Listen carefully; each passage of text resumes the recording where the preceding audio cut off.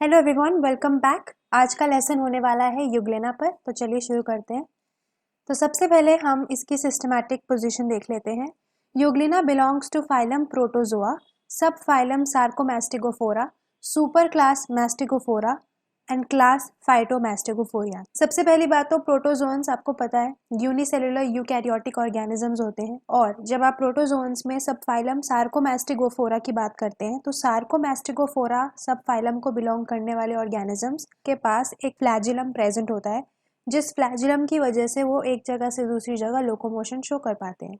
इसको फाइटोमैस्टिगोफोरिया क्लास क्यों कहा जाता है? इसकी क्लास फाइटोमैस्टिगोफोरिया क्यों है? क्योंकि यहाँ पे फाइटो का मतलब है क्लोरोप्लास्ट। आपको पता है कि जो मैस्टिगोफोरा सुपर क्लास है, आप उसको जू मैस्टिगोफोरा या फिर फाइटोमैस्टिगोफोरिया दो क्लासेस में डिवाइड कर सकते हैं। जो फाइटोमैस्टिगोफोरिया क्लास के मेंबर्स होते हैं उनके पास एक फ्लैजिलम के साथ साथ एक क्लोरोप्लास्ट भी प्रेजेंट होता है, जिसकी वजह से वो खुद का खाना सिंथेसाइज कर पाते हैं यूजिंग सनलाइट। इसका ऑर्डर है यूग्लिनिडा, जीनस इज यूग्लिना, और स्पीशीज कुछ भी हो सकती है, बहुत तरह तरह की स्पीशीज होती है, जैसे कि एक हो गई विरिडिस। पे जो हमने राइट साइड पे पिक्चर लगा रखी है ये यूग्लिना विरिडिस की है। तो चलिए अब इसके हैबिट और हैबिटेट की बात करते हैं। तो it is a solitary and free living organism, मतलब कि ये सॉलिटरी एग्जिस्टेंस शो करता है आप, और साथ में ये फ्री लिविंग है, यानी कि हमने देखा खुद का खाना बना सकता है सनलाइट की प्रेजेंस में। तो अभी हमने कहा कि ये फ्रेश वाटर फ्लैजिलेट है ना, इसके अंदर फ्लैजिलम प्रेजेंट है जो कि इसका लोकोमोटरी ऑर्गेनल है, लोकोमोटरी स्ट्रक्चर है, जिसके थ्रू ये एक जगह से दूसरी जगह मूव करता है। ये पोल स्टिचेस जो भी आपके लेक्स वगैरह हो गए उनमें पाया जाता है, जिनमें there is a good amount of vegetation. जाहिर सी बात है, जहाँ पे आपको ज्यादा वेजिटेशन मिलेगी, ज्यादा सब्सटेंसेस मिलेंगे जो इसको न्यूट्रिएंट्स प्रोवाइड करेंगे, तो वहाँ पे इसकी ग्रोथ अबंडेंट होगी। कभी कभी ऐसा होता है कि इतना ज्यादा ग्रो कर जाता है पॉन्ड्स में, जिसकी वजह से जो परत है ना पानी की, उसके ऊपर ऐसा लगता है जैसे ग्रीन कलर की स्कम जम गई हो, काई टाइप जम गई हो।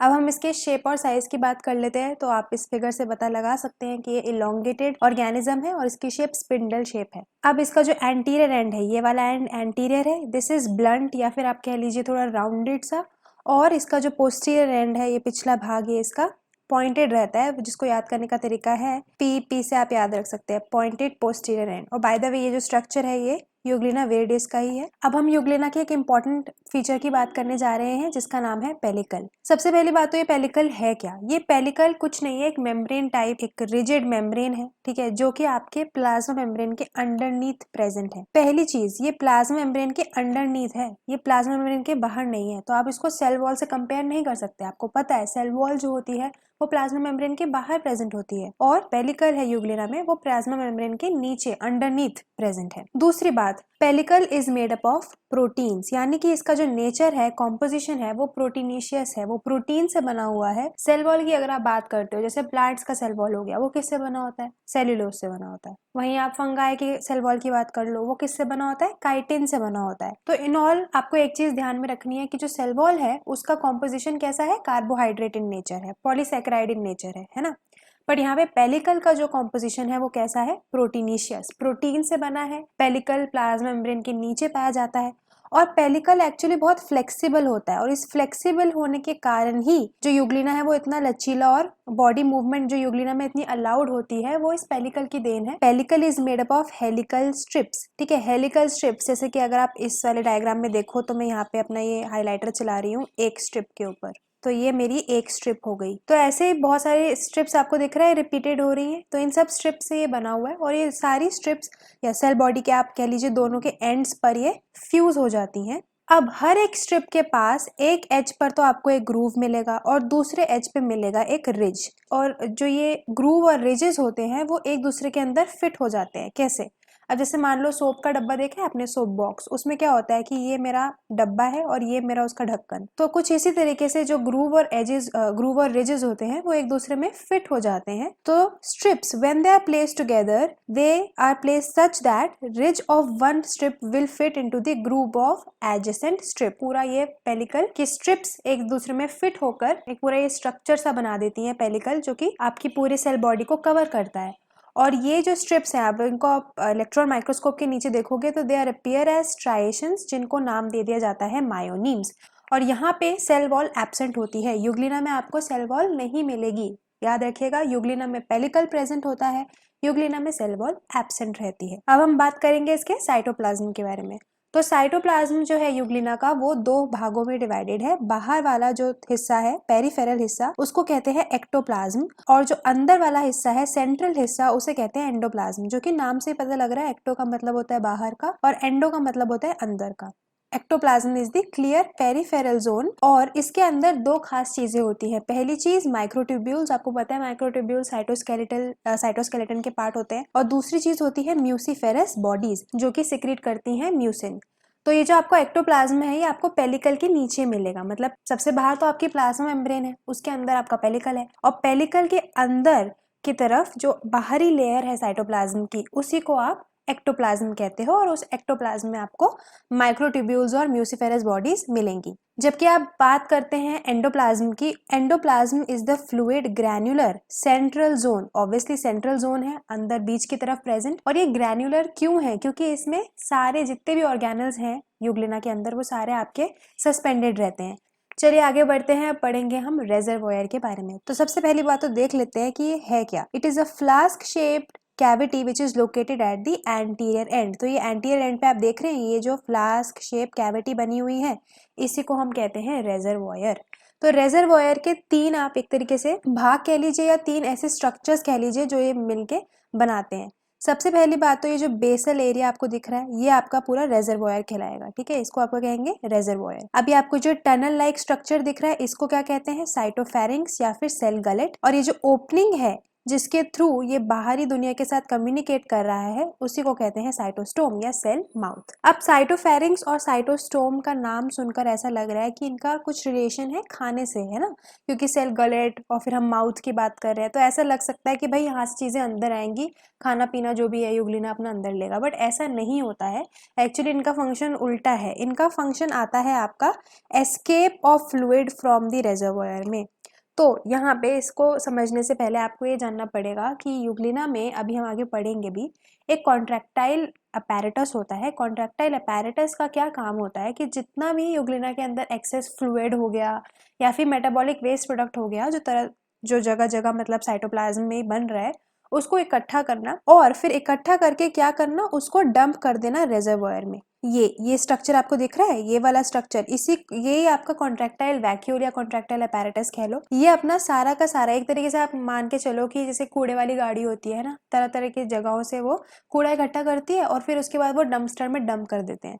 तो यही कॉन्ट्रैक्टाइल वैक्यूल का काम है, इकट्ठा करना और फिर उसको डंप कर देना, कहाँ पे, रेजर्वोयर में, ठीक है। उसके बाद जब ये यहाँ पे सारा एक बार आपका एक्सेस फ्लूइड या मेटाबॉलिक वेस्ट प्रोडक्ट आ गया तो वो आपका जाएगा इधर, किसमें, आपकी सेल गलेट से होता हुआ फिर साइटोस्टोम के थ्रू बाहर फेंक दिया जाएगा। तो बेसिकली बॉडी को अगर एक्सेस फ्लूइड और मेटाबॉलिक वेस्ट से रिड होना है तो वो इस पाथ के थ्रू रिड होता है। अब यहाँ पे एक और पॉइंट है कि reservoir is lined by plasma membrane only, यानी कि रेजर्वोयर के अराउंड पेलिकल एब्सेंट रहती है, सिर्फ और सिर्फ प्लाज्मा मेम्ब्रेन प्रेजेंट रहती है। अब हम पढ़ेंगे इसके फ्लैजिलम के बारे में। एक पेयर ऑफ फ्लैजिला आपको यूग्लिना में मिल जाता है, और ये जो फ्लैजिला है ये ओरिजिनेट करते हैं फ्रॉम टू टाइनी ग्रैन्यूल्स जिन्हें कहते हैं ब्लिफेरोब्लास्ट या काइनेटोजोम्स। तो ये कहाँ से ओरिजिनेट करते हैं, ये ब्लिफेरोब्लास्ट या काइनेटोजोम से ओरिजिनेट करते हैं। कि जो स्मॉलर फ्लैजिलम है वो रेजर्वोयर के अंदर ही कन्फाइंड रह जाता है, इसीलिए ही आपके रेजर्वोयर को फ्लैजिलर सैक भी कहते हैं, क्योंकि इसके अंदर से ही होते हुए आपके फ्लैजिला निकलते हैं। छोटा वाला तो इसके अंदर ही रह जाता है,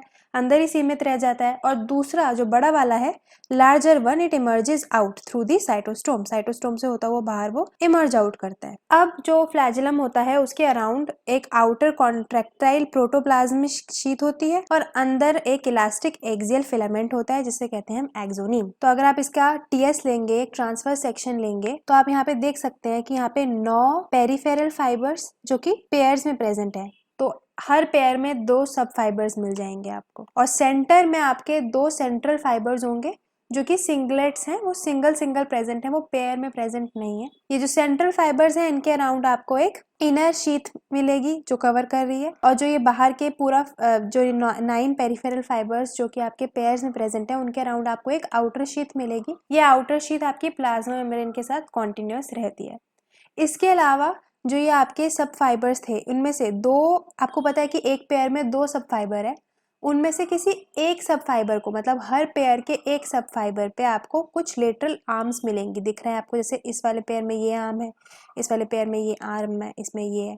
ऐसे सब पेयर्स के एक एक सब फाइबर पे आपको ऐसी आर्म मिलेगी और वो सारी एक ही डायरेक्शन को फेस कर रही हैं। तो ये तो आपका आ गया टीएस। उसके अलावा मैंटन एक साइंटिस्ट थे, उन्होंने कहा था कि hair like contractile fibres called mastigonemes they arise from 2 of the 9 peripheral fibres, यानी कि ये जो पेरिफेरल फाइबर्स हैं ये 9 है, इनमें से किसी 2 पेरिफेरल फाइबर्स में से आपको कॉन्ट्रेक्टाइल फाइबर्स, बालों की तरह दिखने वाले hair like contractile fibres arise होंगे, जिनको उन्होंने नाम दे दिया था मैस्टिगोनीम्स। और ऐसे फ्लैजिलम को जिसमें आपको मैस्टिगोनीम्स मिलते हैं, उस फ्लैजिलम को कहते हैं स्टिकोनोमैटिक फ्लैजिलम। अब हम आते हैं इसके फोटो रिसेप्टर अपैरेटस पे। देखिए बहुत इंपॉर्टेंट है फोटो रिसेप्टर अपैरेटस, क्योंकि हमने कहा यूग्लिना एक फोटोट्रॉफिक ऑर्गेनिज्म है, इसके पास क्लोरोप्लास्ट प्रेजेंट है, तो ये फोटोसिंथेसिस करके अपना खुद का खाना बना सकता है। तो जाहिर सी बात है Euglena is a light loving organism. जिस जगह इसको लाइट मिलेगी या जिस डायरेक्शन में सनलाइट होगी उसी डायरेक्शन में अपने आप को ओरिएंट कर लेगा।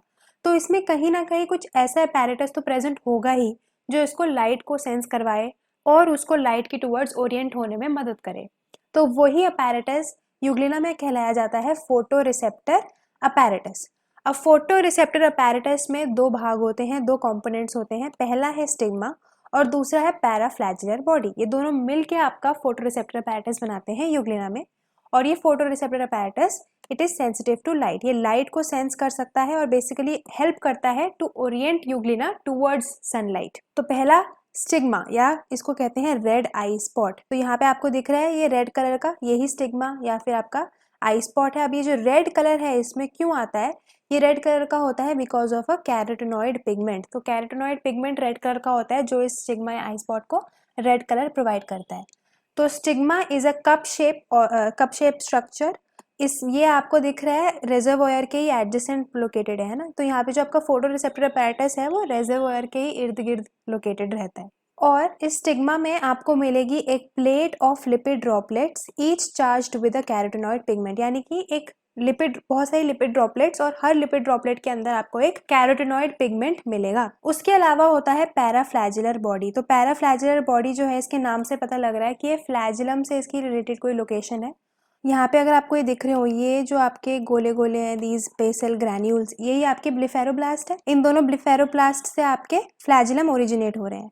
अब इन दोनों फ्लैजिलम के रूट्स के जंक्शन पे ये आपको स्ट्रक्चर दिख रहा है, ये आपकी पैराफ्लैजिलर बॉडी है। कभी कभी ऐसा होता है कि जो आपका लॉन्गर वाला फ्लैजिलम होता है, यहाँ पे जैसे आपका ये लॉन्गर फ्लैजिलम है, उसके लेटरल एज पे आपको एक लेटरल स्वेलिंग मिलेगी। वो स्वेलिंग कभी कभी आपका पैराफ्लैजिलर बॉडी होता है। तो पैराफ्लैजिलर बॉडी या तो it can lie on one root और it can lie at the junction of 2 roots of the flagellum. Para का मतलब होता है लेटरल और फ्लैजिलर मतलब फ्लैजिलम के लेटरल साइड पे प्रेजेंट। चलिए अब हम पढ़ते हैं कॉन्ट्रैक्टाइल वैक्यूल के बारे में। ये तो हम ऑलरेडी देख के आ चुके हैं, जब हमने रिजर्वोयर की डिस्कशन करी थी तभी हमने बात कर लिया था कि कॉन्ट्रैक्टाइल वैक्यूल कुछ नहीं है, वो जगहों से बेसिकली वेस्ट प्रोडक्ट या एक्सेस वाटर हो गया या मेटाबॉलिक वेस्ट हो गया, वो सारे इकट्ठा करके रिजर्वोयर में सारा डंप कर देता है। इसके अलावा एक बात होती है कि कॉन्ट्रैक्टाइल वैक्यूल में आपको क्या होता है, एक सेंट्रल वैक्यूल मिलेगा जिसके अराउंड छोटे छोटे एक्सेसरी कॉन्ट्रैक्टाइल वैक्यूल्स होंगे। और ये कहा जाता है कि शायद ये जो एक्सेसरी कॉन्ट्रैक्टाइल वैक्यूल्स हैं यही सारे फ्यूज करके ये सेंट्रल वैक्यूल बनाते हैं। और अल्टीमेटली ये जो सेंट्रल कॉन्ट्रैक्टाइल वैक्यूल है ये अपने सारे जो भी इसके अंदर प्रोडक्ट्स इकट्ठे हुए हैं वो सारे प्रोडक्ट्स को ये डिस्चार्ज कर देता है इनटू द रिजर्वोयर, और रिजर्वोयर से फिर ये बाहर चले जाते हैं विया द साइटोस्टोम। और अभी हमने देखा भी था कि इसकी जो पोजीशन है वो ऑब्वियसली रिजर्वोयर के साइड में ही प्रेजेंट रहेगी। और इसका फंक्शन क्या हो गया, ऑस्मो रेगुलेशन। क्योंकि ऑस्मो रेगुलेशन क्यों हुआ, क्योंकि ये एक्सेस वाटर से रिड करा रहा है ना यूग्लिना को। और ऑस्मो रेगुलेशन का क्या मतलब हुआ, पानी का रेगुलेशन। अब हम आते हैं न्यूक्लियस पे। यूग्लिना में सिर्फ एक सिंगल न्यूक्लियस प्रेजेंट होता है और उसमें आपको एक सेंट्रल बॉडी भी मिलेगी जिसे आप कहते हो एंडोजोम। न्यूक्लियस के अराउंड आपको एक डबल न्यूक्लियर मेम्ब्रेन मिलेगी which is perforated by pores, और उसके अंदर आपको थ्रेड लाइक क्रोमोसोम्स भी मिलेंगे। अब हम आते हैं इसके क्रोमैटोफोर पे, जो कि शायद बहुत इंटरेस्टिंग ऑर्गेनल है और इसकी वजह से यूग्लिना ग्रीन कलर का होता है। क्रोमैटोफोर को क्लोरोप्लास्ट भी कहते हैं और क्रोमैटोफोर एक्चुअली एक स्टार लाइक अरेंजमेंट में प्रेजेंट होते हैं। कैसे, देख लेते हैं। देखिए ये आपको दिख रहा है, ये आपका एक क्लोरोप्लास्ट है, ये दूसरा क्लोरोप्लास्ट है, ये तीसरा क्लोरोप्लास्ट है, ये चौथा और ये पांचवा, ये छठा और ये सातवां। तो आपको दिख रहा है कि ये एक स्टार लाइक मैनर में अरेंज्ड है, एक स्टेलार मैनर कहते हैं इसको, उसमें ये अरेंज्ड है। तो ये बहुत ही सुंदर लगता है, तो ये इसकी अरेंजमेंट रहती है। So they radiate from a central point, that is they are arranged in a star like grouping. अब यूग्लिना का क्लोरोप्लास्ट बहुत स्पेशल है क्योंकि इसमें ग्रीन पिगमेंट प्रेजेंट होता है, chlorophyll A B along with beta carotene. यही आपको हायर प्लांट्स में भी मिलता है। उसके अलावा यहाँ पे आपको यूग्लिना के बीच में, आपको वैसे हर क्लोरोप्लास्ट के बीच में एक्चुअली आपको एक बॉडी मिलेगी सेंटर में, जिसको कहते हैं पायरेनॉइड। ये पायरेनॉइड एक्चुअली पैरामाइलम का साइट ऑफ सिंथेसिस है। पैरामाइलम क्या है? जैसे कि आप प्लांट्स में देखते हैं, प्लांट्स में स्टोर्ड रिजर्व मटेरियल क्या होता है? स्टार्च होता है। ऐसे यूग्लिना में जो रिजर्व फूड मटेरियल होता है वो कहलाता है पैरामाइलम। तो पैरामाइलम स्टार्च की तरह ही होता है, ये भी एक कार्बोहाइड्रेट ही है, हम इसके बारे में भी अभी देखेंगे। तो ये भी एक कार्बोहाइड्रेट है, बट ये स्टार्च से डिफरेंट चीज़ है। ये स्टार्च नहीं है, ये स्टार्च जैसा है बट स्टार्च से थोड़ी अलग चीज़ है, और यही यूग्लिना का रिजर्व फूड मटेरियल होता है। अब क्लोरोप्लास्ट में आपको क्या मिलेंगे? Chlorophyll bearing thylakoid. तो जो क्लोरोफिल आपके ये पिगमेंट है, फोटोसिंथेटिक पिगमेंट, ये आपको थाइलाकॉइड में मिलेंगे।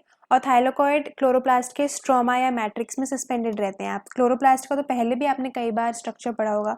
तो सिंपल सा स्ट्रक्चर अगर मैं सिंपल वे में ड्रॉ करूँ तो ऐसे, अगर मेरा क्लोरोप्लास्ट है तो उसके अंदर का जो मैट्रिक्स होता है उसे क्या कहते हैं? स्ट्रोमा कहते हैं। और स्ट्रोमा के अंदर आपको बहुत सारे थाइलाकॉइड मिलेंगे, उसी थाइलाकॉइड के अंदर आपके फोटोसिंथेटिक पिगमेंट्स प्रेजेंट रहेंगे।